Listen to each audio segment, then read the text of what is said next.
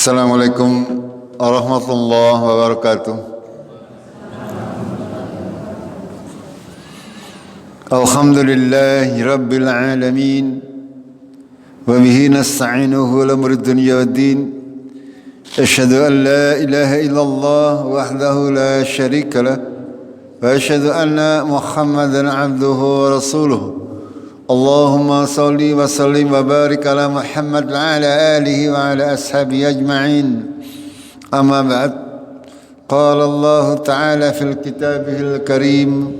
A'udzu billahi minasy syaithanir rajim.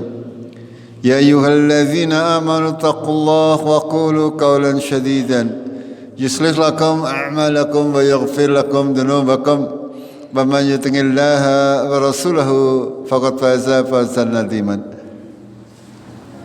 Jemaah kaum muslimin rahimakumullah. Marilah kita senantiasa bersyukur kepada Allah atas segala kenikmatan yang sudah diberikan kepada kita semuanya, di mana Allah sudah mempermudah seluruh sendi kehidupan kita tanpa kurang suatu apapun. Kita sudah diberi oleh Allah segala sesuatunya agar kita menjadi orang-orang yang istiqomah ketika menjalankan ibadah kepada Allah, utamanya di akhir bulan Ramadan ini. Kita alhamdulillah masih diberi keistiqomahan untuk bisa senantiasa berusaha memperbanyak amal-amal saleh kita di sisa waktu yang kita miliki. Pada kajian yang sudah lalu kita sudah belajar terkait dengan menjaga amal-amal saleh kita agar tidak terhapus pahalanya. Di antara sebab yang menyebabkan pahala seseorang itu terhapus adalah kezaliman. Ya, kezaliman. Sesuatu yang kita lakukan terutama kepada sesama manusia. Kalau kepada Allah, kezaliman itu kan terbagi dua. Kezaliman kepada Allah dan kezaliman kepada makhluk.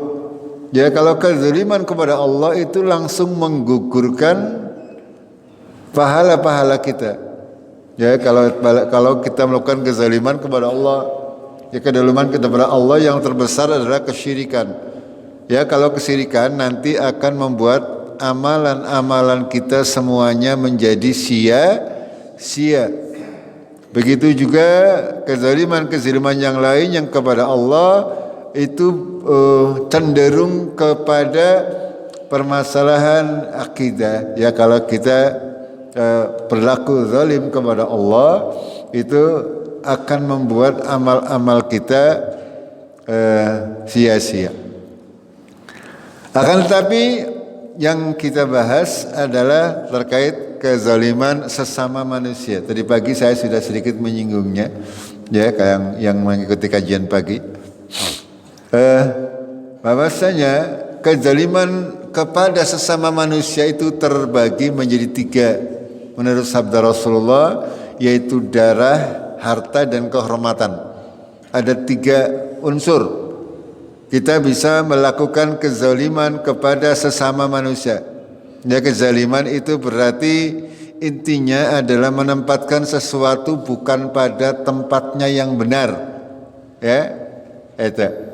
Kezaliman terhadap darah, misalnya kita membunuh orang yang semestinya tidak kita bunuh, atau kita mencelakai orang yang tidak semestinya kita celakai. Ya, misalnya ada maling. Ya, ada maling. Maling itu hukuman paling beratnya dipotong tangan. Hukuman paling beratnya adalah dipotong tangannya. Itu hukuman terberat bagi seorang maling. Kalau ada seorang maling dibunuh langsung di tempat, ini namanya kezaliman. Paham gak? Paham gak? Iya.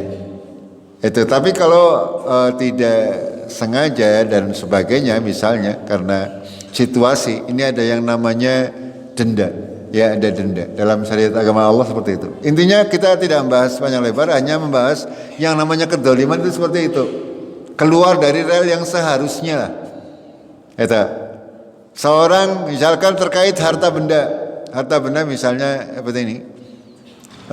Seorang penjual bensin, ya, menjual bensin, tulisannya seliter tapi dikurangi. Ya, ini zalim namanya. Ya, menempatkan sesuatu bukan pada tempatnya yang benar maksudnya. Itu. Terkait dengan kehormatan, ini ada darah, ada harta dan kehormatan adalah kalau kita pernah menyakiti hati tetangga kita, saudara kita, anak kita, istri kita, tetangga dekat maupun tetangga jauh. Ini yang dinamakan kezaliman terkait dengan kehormatan.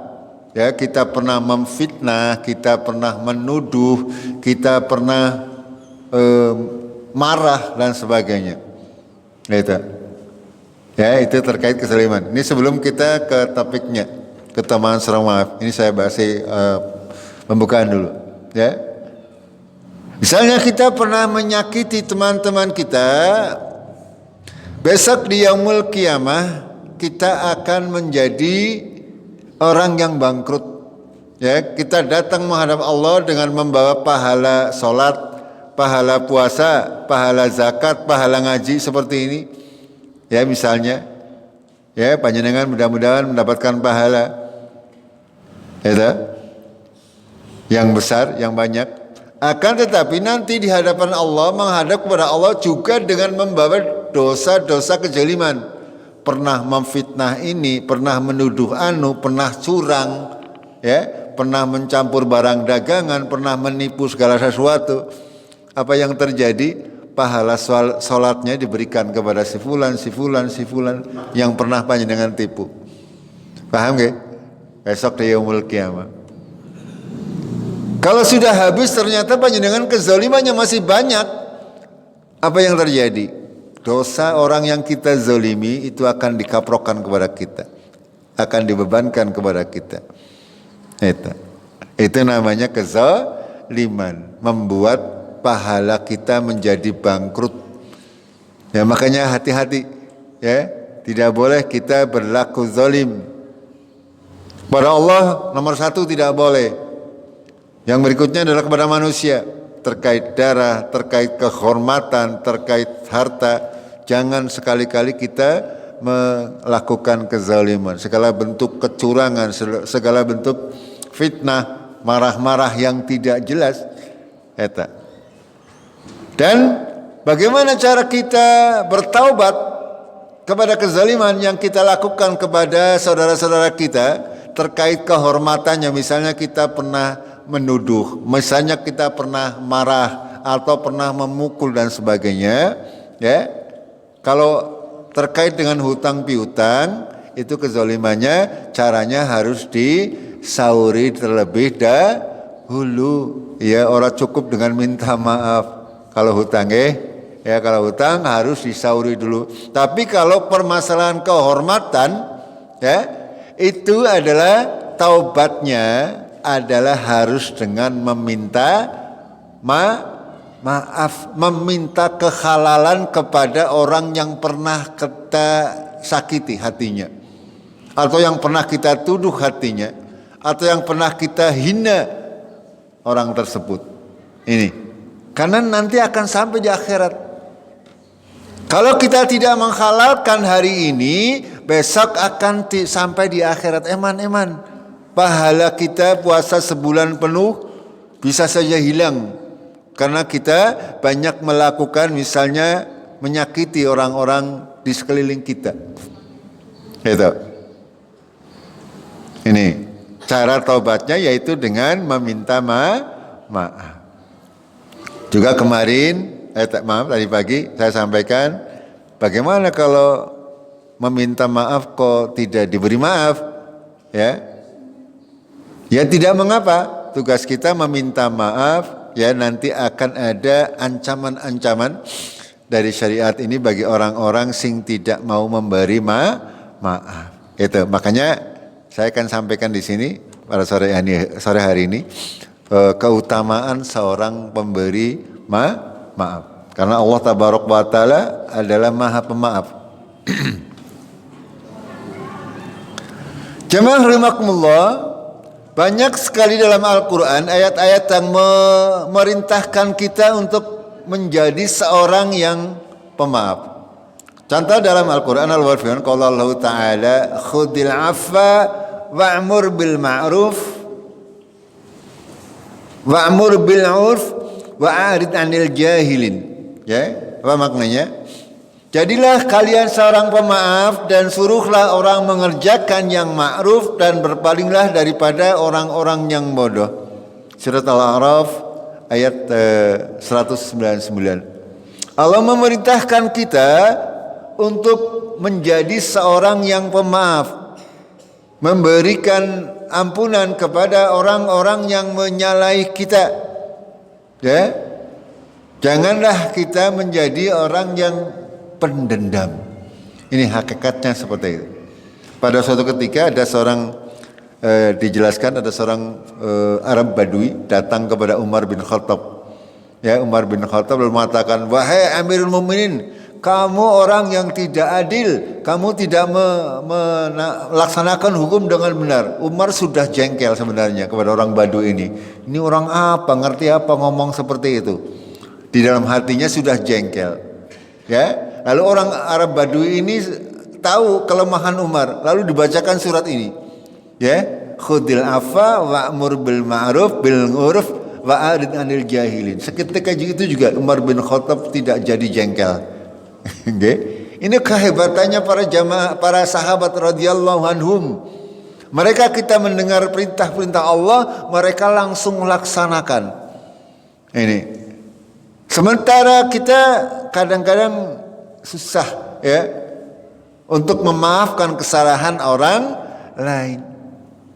Ya, semuanya akan kembali kepada kita. Kalau kita tidak mudah untuk memaafkan kesalahan orang lain, maka kesalahan kita pun tidak akan mudah untuk dimaafkan oleh Allah Tabaraka wa Ta'ala.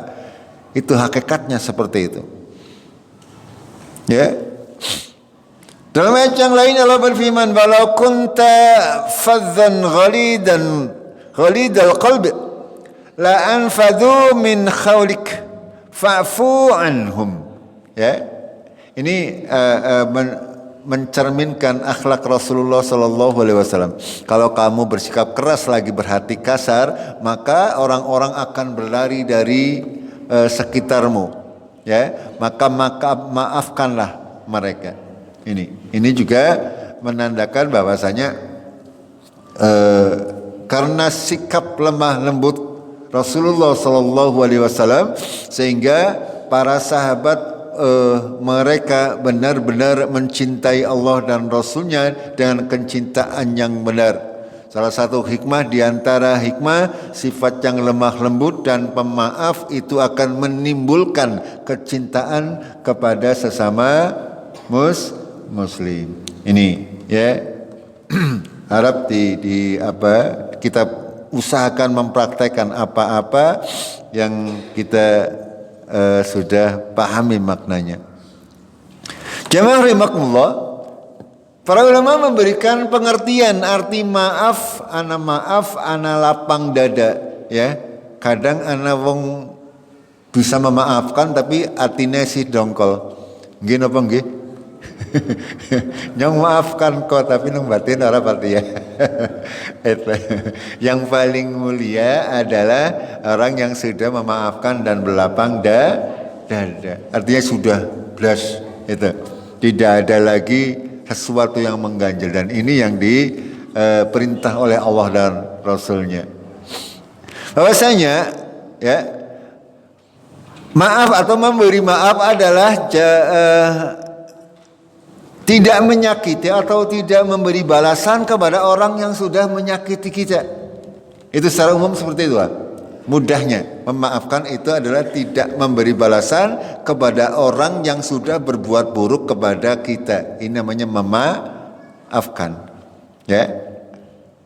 Sementara untuk berlapang lapang dada dalam bahasa Arabnya itu adalah as-safhu, ya. Kalau dalam maaf itu dalam bahasa Arabnya afu. Kalau dalam lapang dada itu as-safhu, ya. Itu. Lapang dada artinya benar-benar melupakan apa-apa dianggap tidak pernah melakukan. Contoh, panjenengan masih ingat kisahnya Nabi Yusuf? Masih ingat nambahan? Apa kira-kira intinya? Ya, dia sudah dibuang oleh saudara-saudaranya dari kecil. Gini nambahan? Karena cemburu bapaknya sampai sayang kepada Nabi Yusuf. Akan tetapi ketika Nabi Yusuf sudah berhasil, orang balas dendam. Ya, menganggap saudaranya sudah melakukan kesalahan sehingga semuanya dimaafkan. Beliau berlapang dada. Sini semuanya datang ke Mesir. Kalian sudah dimaafkan. Walaupun ya kalau tingkatan manusia biasa ya susah untuk memaafkan seperti itu. Ya Nabi Yusuf dari kecil sudah ya masih anak-anak dilemparkan ke dalam sumur oleh saudara-saudaranya. Tapi ketika sudah dewasa, Nabi Yusuf sudah menjadi orang yang berhasil di Mesir, menjadi seorang menteri, ya. Dia tidak dendam, padahal dia punya kemampuan untuk membalaskan dendamnya. Ini hakikat permaafan seperti ini. Ya, hakikat permaafan. Dan beliau benar-benar berlapang dada, menghilangkan semua rasa sakit di dalam hatinya, melupakan itu semuanya. Ya. Dalam Al-Quran Allah menjelaskan wasfakhanhum wa qul salamun fasawfa ya'lamun. Maka berpalinglah hai Muhammad dari mereka dan katakanlah salam, selamat tinggal. Kelak mereka akan mengetahui nasib mereka yang buruk. Ini kalimat fasfah ini yang mencakup dengan berlapang dada. Itu. Kalau afu tadi adalah maaf. Kalau as-safhu adalah berlapang dada. Contoh lagi. Yang di waktu Nabi Muhammad menguasai kota Mekah, ketika terjadi penaklukan kota Mekah, apa yang beliau lakukan kepada mereka-mereka yang sudah menyakiti beliau? Beliau ketika di Mekah, Arab sholat, siraih dilempari dengan kotoran unta. Ya, di jalannya, depan rumahnya setiap hari dilempari bau-bau busuk. Ini. Akan tetapi ketika Rasulullah SAW di tahun yang ke-8, ya, kalau nggak salah, pada waktu penaklukan kota Mekah, beliau menguasai kota Mekah. Apakah beliau membalas dendam? La. Beliau memaafkan dan berlapang dada. Sudah tidak ada yang perlu diingat-ingat, semuanya anggap sudah selesai. Itulah Rasulullah Sallallahu Alaihi Wasallam. Dan kita sebagai umatnya, kita harusnya bisa mencontoh teladan-teladan yang datang dari para nabi. Ya, itu. Jamaah rahimakumullah, dalam ketika Rasulullah menaklukkan kota Mekah, beliau benar-benar membiarkan orang-orang yang pernah menyakiti beliau maafkan 100%.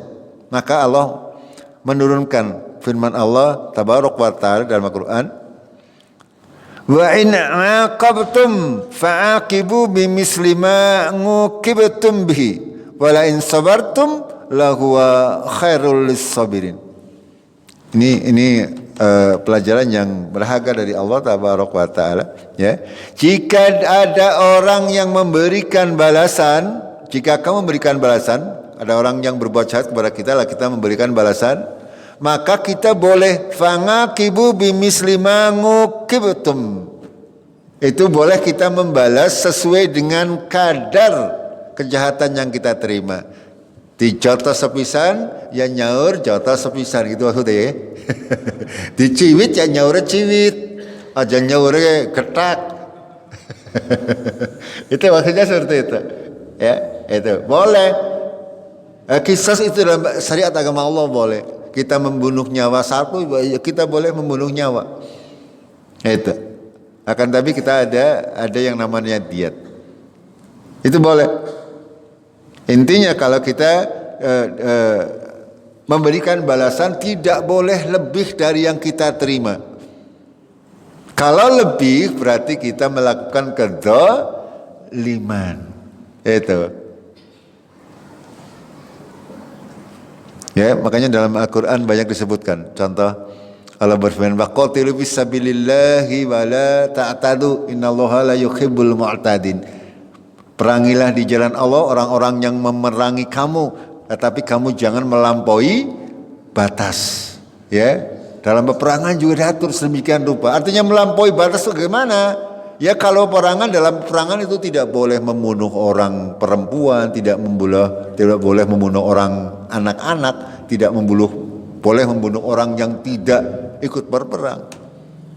Sementara yang terjadi zaman sekarang apa yang terjadi? Ya, hampir semua peperangan ya itu adalah melampaui batas. Itu.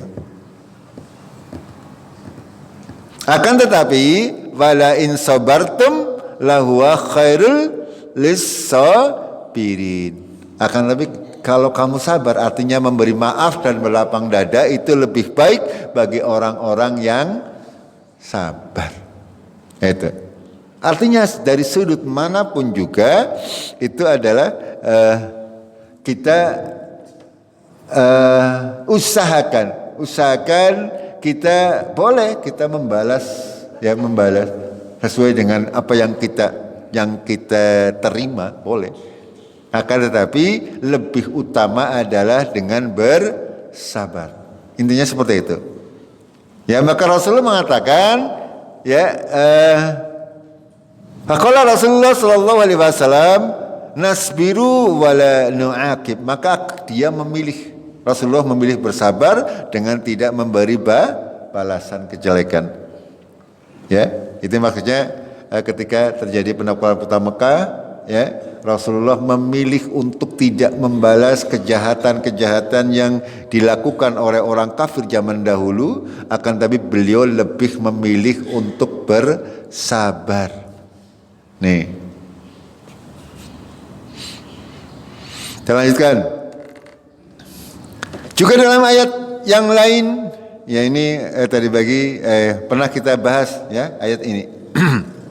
Surat An-Nur ayat 22. Wala ya'tali ulul fadli minkum bas-sa'ati ayyu'tu ulil qurba wal masakin wal muhajirin fi sabilillah wal ya'fu wal yasfahu. Ini wal ya'fu maaf, wal yasfahu lapang dada. Ya, maksudnya ala tuhibbuna ayyaghfirallahu lakum wallahu ghafurur rahim. Janganlah orang-orang yang mempunyai kelebihan daripada kalian dan kekayaan untuk memberikan kepada orang-orang kerabat, orang miskin, orang muhajirin di jalan Allah. Ya, maafkanlah dan berlapang dadalah. Maukah? Tidaklah kalian mau bahwasanya Allah akan mengampuni dosa-dosa kamu, dan Allah Maha Pengampun lagi Maha Penyayang. Ini asbaban nuzulnya, kenapa turun surat An-Nur ini ayat 22 adalah terkait berita bohong yang menimpa Ibunda Aisyah radhiyallahu anha, ya. Aisyah radhiyallahu anha tertinggal pada suatu ketika dalam itu perjalanan sehabis peperangan bersama Rasulullah, beliau tertinggal, ya. Lalu ditemukan oleh sahabat Rasulullah yang namanya Marwan, ya, Marwan, sehingga beliau berjalan bersama Marwan, tapi Marwan tidak pernah mengajak bicara sama sekali. Akan tetapi orang-orang munafik menyebarkan berita bohong bahwasanya Aisyah dan Marwan ini melakukan berselingkuh, dan ini geger seluruh Madinah. Ya, seluruh Madinah. Dan ini berlangsung kurang lebih 1 bulan. Dan qadarullah Aisyah ini sampai di Madinah sakit. Jadi tidak mengerti berita yang gosip yang menerpa dirinya. Ya, semua orang sudah terpengaruh, termasuk Rasulullah Shallallahu Alaihi Wasallam terpengaruh, ya, terpengaruh, sehingga tersebarlah berita yang menghebohkan ini. Dan pada akhirnya Allah Taala menurunkan surat-surat dalam surat An-Nur juga yang membebaskan Aisyah dari tuduhan tersebut. Nah, ketika sudah jelas bahwasanya Aisyah dibebaskan dari tuduhan, ini ada seorang yang biasa diberi rezeki atau biasa diberi nafkah oleh Abu Bakar. Abu Bakar itu ayahnya Aisyah radhiyallahu anha. Okay. Sementara ada orang yang di antara orang-orang yang ikut menyebarkan berita bohong tadi, ada orang yang biasanya diwai duit nang bapane. Okay. Itu gampangannya seperti itu. Sehingga Abu Bakar ini dalam marah saat sehingga mengatakan bahwa dia tidak akan, ini kisahnya panjangnya bisa baca kalau bisa baca karena tulisannya kecil ya. Dia akan mengatakan, saya tidak akan memberikan kamu lagi, kamu sudah melakukan ikut menyebarkan berita bohong terkait anak saya. Itu. Akan tetapi itu semuanya langsung ditegur oleh Allah Tabaraka wa Ta'ala. Kamu walaupun salah itu, tapi tidak boleh seperti itu, ya. Maukah kamu aku kasih ampunan? Itu. Ya, walaupun kita banyak melakukan kesalahan, kalau kita mampu untuk memaafkan, ya kenapa kita tidak memaafkan? Ini sebuah contoh, ya. Abu Bakar yang tadinya marah kepada salah satu yang bernama Mitsam kalau nggak salah, ya. Ini Aisyah menuturkan terkait ujian yang menimpanya ketika difitnah. Ketika Allah Subhanahu wa Ta'ala menurunkan 10 ayat tentang terbebasnya Aisyah dari tuduhan selingkuh, maka Abu Bakar radhiyallahu anhu beliau adalah orang yang memberikan nafkah kepada Misah bin Usasah radhiyallahu anhu. Ini Misah bin Usasah radhiyallahu anhu ini biasa diberi nafkah oleh Abu Bakar. Akan tetapi dia ikut menyebarkan berita tersebut. Itu sehingga Abu Bakar marah, bersumpah tidak mau lagi untuk memberikan nafkah. Itu. Lalu turunlah ayat tadi yang kita baca, surat An-Nur ayat 22. Lalu Aisyah melanjutkan, lantas Abu Bakar radhiyallahu anhu berkata, baiklah demi Allah, sungguh aku suka bila Allah Subhanahu wa Ta'ala mengampuniku. Ini ya, kehebatan para sahabat, ketika turun ayat mereka langsung mempraktekannya. Itu. Kemudian beliau kembali memberi nafkah kepada Misah, dan memang sejak dahulu ia selalu memberikan nafkah. Bahkan ia berkata, aku tidak akan berhenti memberi nafkah kepadanya untuk selama-lamanya. Aisyah radhiyallahu anha melanjutkan, Rasulullah sallallahu alaihi wasallam bertanya kepada Zainab binti Jakhzi radhiyallahu anha, ya, salah satu istrinya Rasulullah sallallahu alaihi wasallam, tentang, karena Nabi itu terpengaruh dengan berita yang sangat-sangat heboh. Ya, bagaimana bayangkan istri seorang Nabi dituduh berselingkuh padahal tidak ngapa-ngapain. Ini luar biasa, ya, fitnah yang luar biasa. Sehingga Rasulullah terpengaruh dan bertanya kepada salah satu istrinya, wahai Zainab, apa yang kamu ketahui atau yang kamu lihat? Apa yang dijawab oleh Zainab, wahai Rasulullah, aku menjaga pandangan dan penglihatanku, demi Allah yang aku tahu dia hanyalah baik. Maksudnya ini persaksian daripada Zainab tentang Aisyah. Yang diketahui oleh Zainab tidaklah dari Aisyah kecuali kebaikan. Ini jamaah rahimakumullah. Ya, ini peristiwa-peristiwa yang seperti ini menandakan bahwasanya para sahabat radhiyallahu anhum menjadi orang kedua setelah para nabi dan rasul yang mereka mewarisi sifat-sifat daripada nabi dan rasul. Mereka senantiasa berusaha untuk mencari yang lebih tinggi. Ya. Kalau dia tidak memaafkan kesalahan orang lain, dia tidak akan mendapatkan ampunan dari Allah Tabaraka wa ta'ala. Akan tapi kalau dia mau mengampuni kesalahan-kesalahan orang lain, maka dia akan mendapatkan ampunan dari Allah tabarak wa ta'ala. Ini derajat yang sangat luar biasa. Ya. Jadi kalau kita memaafkan kesalahan orang lain, ada beberapa pelajaran atau hikmah atau manfaat yang bisa kita miliki. Yang pertama itu tadi, kita mendapatkan ampunan dari Allah tabarak wa ta'ala. Lalu wajibnya memberikan maaf ketika ada yang bertobat dan memperbaiki diri. Yang berikutnya adalah kejelekan tidaklah dibalas dengan kejelekan. Balaslah kejelekan itu dengan kebaikan. Ini tingkatan yang paling tinggi. Nanti ada beberapa tingkatan, kita akan kaji lebih lanjut. Ya, akan kaji lebih lanjut. Karena kita tadi kejelekan itu boleh dibalas dengan kejelekan yang sama, ya. Boleh juga tidak dilaksanakan, ya. Atau yang paling bagus adalah kejahatan dibalas dengan kebaikan. Itu maksudnya. Ya, ada 3 tingkatan. Semuanya diperbolehkan. Ya, kalau kita dijahati oleh orang, kita boleh balas dengan kejahatan yang sama. Itu boleh, secara syariat boleh. Ya. Yang penting aja ngasih melebihi. Ya, saya sampaikan tadi. Ya, diketak sepisan nyaure sepisan aja, diketak sepisan nyaure nganti bonyok. itu namanya zalim. Ya, boleh kita memaafkan kalau kita mampu, ya kita tidak usah. Ada orang zalim kepada kita biarkan, kita maafkan, kita berlapang dada. Allah akan memberikan ampunan atas dosa-dosa kita. Dan yang paling utama atau yang paling mulia, ada orang jahat kepada kita berbuat baik kepada dia. Ya, ana sing jotos kasih 1.000. Ini gampangnya seperti itu. Ya, ada orang berlaku jahat kepada kita kasih kirim, ya, kasih hadiah, kasih apa? Agar apa? Agar orang yang berperilaku jahat kepada kita menjadi seperti isin dewek. Itu maksudnya, ya, agar nantinya dia sadar bahwa perilaku seperti itu adalah sesuatu yang dicela oleh Allah tabarak wa taala. Dalam Al-Qur'an Allah berfirman, "Wala tastawil hasanata walas sayyi'ah." Tidaklah sama yang baik dan yang buruk. Idfa' billati hiya ahsan.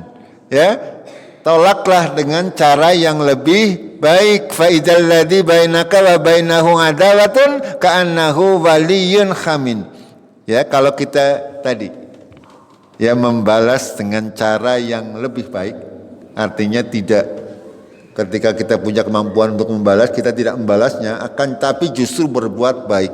Maka akibatnya orang-orang yang tadinya di antara kalian ada permusuhan berubah menjadi apa? Menjadi teman yang sangat setia.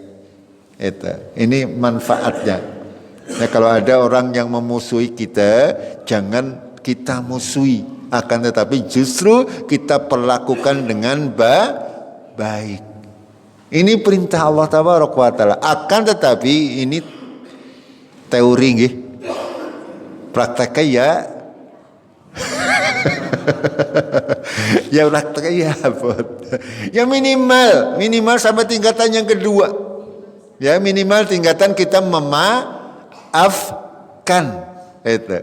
Ya, karena ini makanya Allah tabaraka wa taala melanjutkan, "Wa may yulaqqaha illal ladzina sabaru wa may yulaqqaha illa dzu khaddin adim." Tidaklah bisa mencapai derajat yang seperti itu kecuali orang-orang yang sabar. Tidak bisa mencapai derajat yang seperti itu kecuali orang-orang yang mempunyai keuntungan yang besar. Ini. Jemaah rahimakumullah, orang yang pemaaf, orang yang bisa meningkatkan derajat dirinya dalam bentuk yang setinggi-tingginya, maka dia akan mendapatkan karunia dari Allah tabaraka wa taala. Sangat banyak yang bisa kita kaji daripada ayat-ayat Allah yang mulia.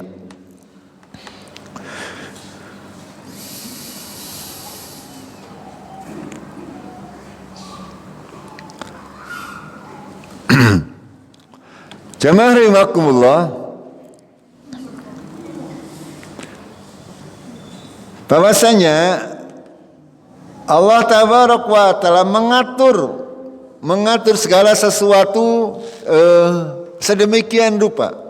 Dalam Al-Qur'an Allah berfirman, wa jazaa'u sayyi'atin sayyi'atun mislaha faman 'afa wa aslaha fa ajruhu 'ala Allah innahu la yuhibbud dzalimin. Ya. Ini patokannya. Maka balasan keburukan adalah keburukan yang semisalnya, dan barang siapa yang memberikan maaf dan wa aslaha berbuat baik tadi, ya, memaafkan, yang berikutnya adalah wa aslaha berbuat baik, artinya itu tadi, ya, di samping memaafkan juga memberikan hadiah, memberikan apa? Fa ajruhu 'ala Allah, maka pahalanya di sisi Allah tabaraka wa taala, innahu la yuhibbud dzalimin. Sesungguhnya Allah tidak menyukai orang-orang yang zalim. Ini. Tadi kalau kita mempunyai kesalahan segala macam, ini Allah sangat tidak suka dengan orang-orang yang suka berbuat zalim, menyakiti perasaan orang lain, memfitnah orang lain, memarahi orang lain tanpa sebab, berlaku curang dalam kehidupan bisnis, ya, berlaku curang dalam urusan tanah misalnya, dan lain sebagainya. Ini semuanya segera kita minta kehalalannya sebelum datang kematian kita. Allah tabaraka wa taala memberikan tingkatan pembalasan kejahatan. Yang pertama yaitu membalas kejahatan dengan kejahatan serupa tanpa menambah dan tanpa mengurangi. Ini, ya, tapi ini juga ini cenderung kita zalim. Ya, cenderung zalim. Ya, kalau panjenengan disakiti kok pengen membalas menyakiti, pasti cenderung zalim. Gini Bang nggih? Iya, tidak mungkin kita dibalas, ya misalnya disakiti oleh tetangga kita misalnya, kok kita membalas dengan menyakiti, ya cenderung menyakitinya lebih, makanya cenderung kezaliman. Maka lebih utama, ya, lebih utama kalau kita itu memaafkan, ya, itu. Lalu yang tingkatan yang kedua, memaafkan orang yang berbuat jelek kepadanya apabila dirasa ada perbaikan bagi orang yang berbuat jelek. Ini ada para ulama yang katakan syaratnya. Kita boleh, katanya tidak boleh juga mudah memaafkan dalam perkara-perkara tertentu. Tidak boleh. Kalau untuk orang yang melakukan kesalahan benar-benar mengakui kesalahannya dan bertaubat, tidak akan mengulangi, maka kita memaafkan. Akan tetapi kalau orang yang melakukan kesalahan kita terus-menerus melakukan kesalahan, maka lebih baik tidak dimaafkan. Itu kata para ulama. Ya, contoh ketika kita berada di jalan raya, ya, kita melakukan mendapat musibah bertabrakan. Kita lihat yang menabrak kita, misalkan posisi kita seorang yang kita menjadi orang korbannya ditabrak.